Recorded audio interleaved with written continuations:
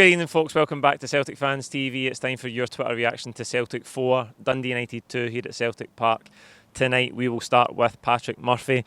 Dramatic indeed and not good for the old nerves. Overall not a great performance, and credit to Dundee United. They played well for spells in the second half and made it tough for us. But with the likes of Kyogo and Abada on the bench, our strength told in the end. We never stop. Today I thought there was a flatness to the performance throughout the 90 minutes, to be fair. I suppose 85 minutes, because after Dundee United equaliser we really played with urgency and looked like a different team to what we did for the most of the game. And in the discussion with the guys at full time there, it's hard because if the manager keeps like a similar team for the other night, you would say, well, they're tired if the performance is flat. If he makes too many changes, you say, well, he's made too many changes and we've lost our rhythm a wee bit. I think there was definitely something at play today which didn't quite look in full flow.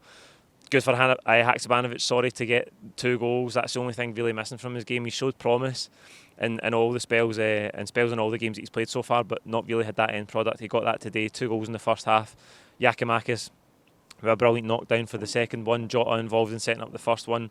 That front three hasn't played together an awful lot. I know a lot of people were excited that they three started the game beforehand. I think while not being at full flow, the threat did come for Jota and Haksabanovic in that first half. You could tell that Dundee United were still in the game. They wanted to keep it at 2-1 for as long as they could. They managed to do that, and they grew in confidence, and they had chances towards the end of the game, and then they get the equaliser. It's a poor time to lose a goal, but I did think, sitting in the stadium, I thought there's still plenty of time here. We've seen it with this Ange Postecoglou Celtic team time and time again. We saw it last season, even against Dundee United here, 0-0. Abada scores with the last kick. There was still time for us. We had 5 minutes plus added time. And as I say, the team played with that urgency. It gave us that desperation that we needed. And we got some corners, built a bit of pressure. And Kyogo was there after a nice flick for Alston at the front post to just guide it in, nod it into the far corner. Absolute bedlam inside the stadium. The flip side of having a performance like that is winning it at the end, and the scenes. Absolute pandemonium in the stadium. Absolutely brilliant scenes. Brian, good win at the end, but we really do need to start taking our chances. The game should have been buried before Dundee United level, but great never say die attitude from the boys. And as for VAR, that penalty was a pathetic decision, especially when looking at the Hearts game from 2 weeks ago. VAR was always going to play a part in the headlines. Its first domestic outing at Celtic Park, it was always going to be involved. You just knew it, the same way as you did in the game at Tynecastle a couple of weeks ago. It was going to be involved, and it was today. Penalty against Bernabei for handball. It did hit his hand. I could see it. It was right in front of me in the stadium, but I don't think he knew an awful lot about it. And the problem, as Brian touches on there, is consistency, but also I think the handball rule is just really unclear. We gave away 2 penalties for handball on Wednesday night in Madrid. The first one I think was a penalty from Jens. The second one with O'Reilly is really, really debatable for me, but I'm just not sure it's clear. I think it's too open to interpretation, and it almost seems like if a ball touches the hand in any way, shape or form, then it's a penalty.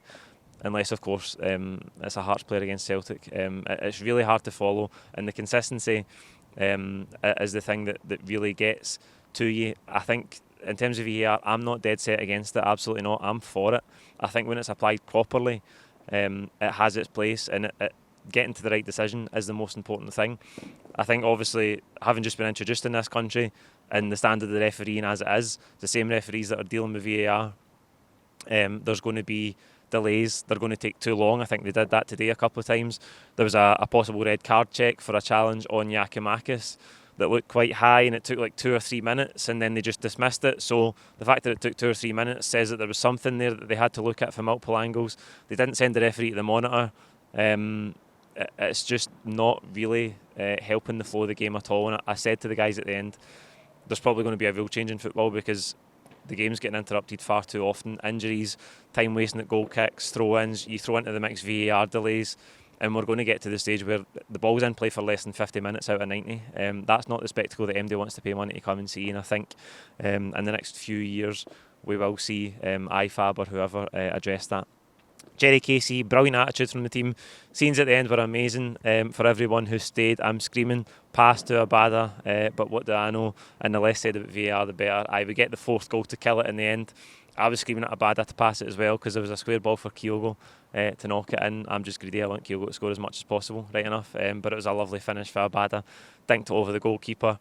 And thankfully enough, he was onside despite another relatively lengthy VAR check after the celebrations, because he fully committed to the celebrations, shut off, jumped over the advertising board right in front of us.